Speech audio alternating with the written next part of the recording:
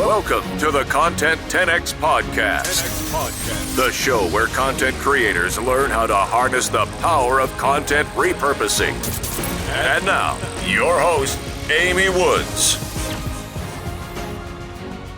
Hello and welcome to this week's episode of the Content 10X podcast. I'm your host, Amy Woods, and this week's episode is airing as the first episode of 2020. So firstly, Happy New Year. I hope you enjoyed seeing the new year in and you're ready and raring to go with not just the start of the new year, but the start of a new decade too.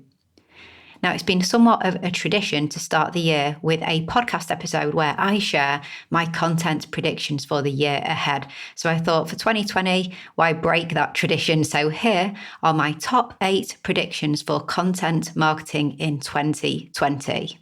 So number 1, more focus on video content, particularly on YouTube. So there's been this statistic flying around for a while now, which is that Cisco research have predicted that by 2020, 80% of content consumed online will be video content. And guess what? It's 2020, so I guess we can see if their prediction is right. Now, I specifically remember being very disappointed when it got to October 21st, 2015, and everybody wasn't driving around in flying cars and hoverboard like the prediction in Back to the Future. So that's the date that Marty McFly went forward to in Back to the Future. And when that year came around, well, the makers of Back to the Future weren't quite right with that prediction. But I think this Cisco research prediction on video content may be a lot more solid, because the fact is people do love to consume a lot of video content, and marketers, business owners, content creators do need to pay attention to this. And I really think that they are. Now, I'm not saying anything new here, but I think that we are seeing more of a focus on video content. Personally, I'm hearing more people that I know saying with conviction that they're really going to start creating more video content. And I am going to start creating a lot more video content in 2020 as well. And then look at a few clues here as well. So at Social Media Marketing World in 2020, there are 4 video tracks as part of the event. And this is because Michael Stelzner, CEO of Social Media Examiner, who hosts Social Media Marketing World, and his team, they see the importance of video and the demand to teach video marketing skills. So they're giving people what they want. People want to learn more about video marketing and embrace more video content. And it's also really important to look at how we consume video content and what we're used to as well. So we're all getting very used to commercial-free video content through on-demand streaming with Disney+, Apple TV+, Amazon Prime, Now TV, Netflix, YouTube Red. These are all the places where we consume video content, maybe more so for many people than regular and cable TV. And we are therefore getting very used to having no commercials on our video content. We're getting conditioned not to expect them. And I think this plays a part in the video content that businesses and marketers create as well. We need to be aware that that's the kind of content that people are getting very familiar with. And if you're planning on creating video ads for YouTube, then by all means, absolutely go ahead. I think it can be highly effective and it doesn't seem to be utilized as much as Facebook ads. But bear in mind that I think people are really going to start wanting to see less and less ads on the platform and within the videos that they see. So you need to consider that and make sure that your ads are really good and appear more native and less disruptive. So number 2, LinkedIn will be the place for live video. So live streaming on LinkedIn is here. And in episode 92 of the podcast, way back in July, I spoke to my good friend Ian Anderson Gray about it. And back then we talked about how it was not available for everyone and it was gradually being rolled out. And it also wasn't native. So you had to use third-party software to stream to LinkedIn. Well, as I speak now in January 2020, that is still the case. Not everybody has the live streaming feature on LinkedIn, and you do still have to use software like Switch Studio, StreamYard, Restream.io, and many others in order to actually use the live streaming feature on LinkedIn. But I think in 2020, things will open up a lot more. It'll be more accessible and we'll see people embrace it. LinkedIn have asked people to apply for live video access, and I think this is largely to try and control the quality of live content, which I think is hard to do. But I do think that that there is going to be quality live content on LinkedIn. It's going to be more open, potentially go native as well. So you don't need to use third-party apps and third-party software in order to use it. And I think we'll see multiple live streaming onto LinkedIn, Facebook, YouTube, etc. simultaneously when people have become more used to using some of the third-party software. So that's prediction number 2, that LinkedIn will be the place for live video in 2020. So number 3 is more IGTV. And yes, I'm still talking about video content. And I think that says a lot about prediction number 1 of there being more video content in 2020, because here my third prediction is still about video. I think more people are going to start using IGTV. Now, again, this isn't anything new at all, but IGTV has gone in ups and downs with its interest and usage. And I think by Instagram making some changes, particularly how you can post to IGTV and select to show the start of your IGT video as a normal Instagram post, has really improved the overall experience, and it's getting more people over onto IGTV to watch the rest of the video. So I think more people will start to use IGTV, and I think more creators will repurpose video content from their website, YouTube, Facebook or elsewhere onto IGTV as well. Number 4, more video to podcast repurposing and more focus on the quality of audio with video content. So this is another prediction related to video content as well, but I think we'll see more people creating video content with the intention of repurposing it into a podcast episode. I think more and more people are realizing that this is a possibility. Now, this won't work for everyone. It really does depend on the kind of videos that you are creating. For example, if it's content designed to be more visual, it needs to have that visual aspect to be understood. Or maybe it's content that you create in certain environments where you just won't get a good quality audio if it's a noisy place, etc. But for some video content, repurposing into podcast episodes is a great opportunity that I think more people will start to realise. Now, we worked with Jay Bear to create the videos and the podcast episodes for his Talk Triggers show, which I'll link to in the show notes. And whilst we were creating highly engaging videos where we brought in B-roll and images and music and all sorts of things, we always made sure it was also an engaging podcast episode too. We made sure that we had really top-notch audio quality and that you didn't need to see anything on screen in order to enjoy the audio experience as well. So I think that as video creators realise the audio could be used for podcasts or other means as well, but using the audio content, this will trigger more focus on the quality of audio with videos. If this has really interested you and you want to start repurposing your videos into podcasts, and that's something that we can help you with, so do head on over to content10x.com/video10x for information about our end-to-end video repurposing service.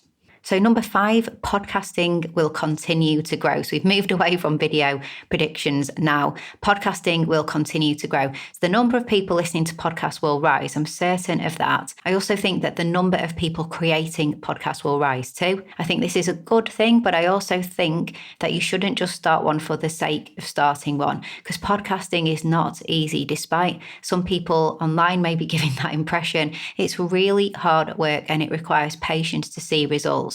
So start a podcast if you are clear on why, you are totally dedicated to it, and you have a plan.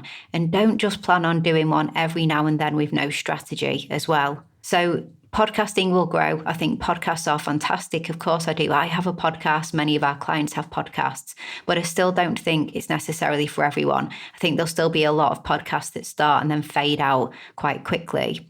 So maybe to get into podcasting, if you don't have a podcast yourself, a great thing to do will be to start to guest on other people's podcasts to get used to being on podcasts before starting your own.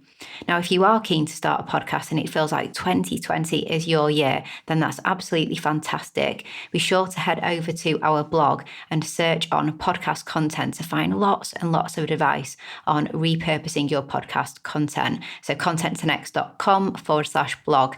And I recommend Captivate as your podcast host too. Head to content10x.com/Captivate.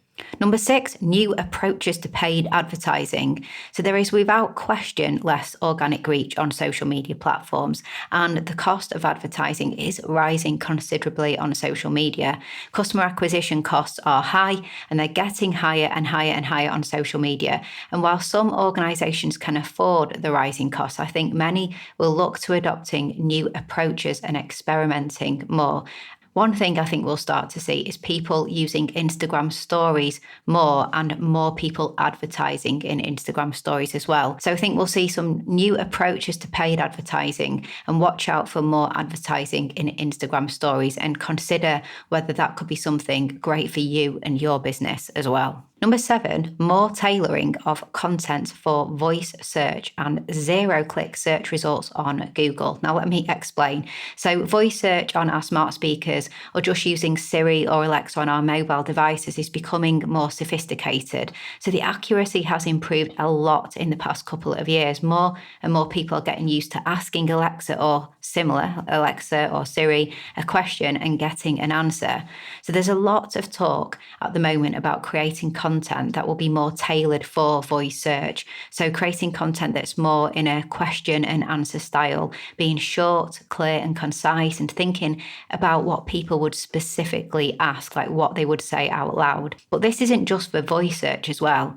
It also is because a lot of Google searches no longer result in the click. People get their answer on the results and they don't click anywhere. And I'm sure we can all think of times, probably recently in the last week or day or so, where we've searched something on Google and got the answer straight away without going anywhere other than that results page. So how can you create content that answers their question in that way? Now, to explain a little bit more about this, SparkToro's Google Clickstream data story in August 2019 found that for the first time, the majority of Google searches, so 50.33% to be exact, ended without a click on an organic or paid search result. Google's attempt to answer more searches without a click to any results, or with a click to Google's own properties, are becoming really successful. So as a result, these zero-click searches and clicks that bring searches to a Google-owned site keep on rising. So can we find ways to get value from zero-click searches? We can make sure we have an answer on a Google-owned property as well. So we can make sure that we have answers on YouTube, which comes back to more video content as well and getting that onto YouTube. If you're a local business, make sure that you're on Google Maps as well for local businesses. So being on those Google-owned properties. And also do research and create short and concise answers to questions that could appear as a snippet. Study the results that are dominating the no-click returns on Google in your industry, in your niche, and the things that you know your audience would ask, and create similar format content. So I think there's just going to be more awareness and thought of the kind of content that's going to help with both voice search and the zero-click search results on Google as well. And finally, number 8, I think TikTok will inspire more creativity in snackable formats. So I'm not sure if you are on TikTok or if you've seen it. It's a little bit crazy. It's all video content and it's only generally 15-second long video snippets. And it's absolutely fair to say that the main users are young people. Lots and lots of teenagers are on TikTok. Now, Gary Vaynerchuk is insisting it'll come around to be more mainstream and we should be all posting there now. I'm not sure whether he's right or not. Time will tell. I think he could be. I believe in this more so than when he was telling everybody to be on Snapchat. I'm not sure how it could be used for business though, but at the end of the day, it's all about building an audience. But something that I think will happen is that regardless of whether you are using TikTok or not, I think people will observe the content over there, which is really creative, and will start to become more creative on other platforms too, like Stories, IGTV, Facebook, because they'll be inspired by the creativity over on TikTok. Now, I've started doing this. I'm on TikTok. I'm at Content 10X if you're on there as well and you want to give me a follow. And I had one viral post, the first post I ever posted, where I jumped on some sand dunes and got loads of views. I think it's nearly 500,000 now and thousands of followers as well. But I'm not really using it. Since then, I have done a few additional posts and they have been more kind of business related and inspired by everything else that's going on TikTok. So have a look and see. I created this really cool video for celebrating International Podcast Day. That was a TikTok video that I did post there, but I also posted it on LinkedIn, Facebook, Instagram, Twitter, and got really, really positive comments from those platforms as well. So I'm going to share more about my ideas on TikTok-inspired content for other platforms in an upcoming podcast episode. But overall, I think that people will have more fun with their content, especially the micro content, the short videos that we create, and TikTok will help inspire more creativity. So there you have it, my 8 content predictions for 2020. Let's see what happens. I hope you enjoyed this week's podcast episode. Please hit subscribe if you are not a subscriber, and I would absolutely love it if you could leave me a review as well. I would really appreciate that. If you haven't got a copy yourself yet, then don't forget that I have a book out called Content 10x, More Content, Less Time, Maximum Results. It's the ultimate guide to repurposing every type of content. You can get it on Amazon, Barnes & Noble online, and various other places, but just head to content10x.com/book to find out more. And if you're interested in our end-to-end content repurposing service here at Content 10x, then do head to content10x.com to find out more. And finally, don't forget to follow me on social media. I'm at Content 10x on all of the social media platforms.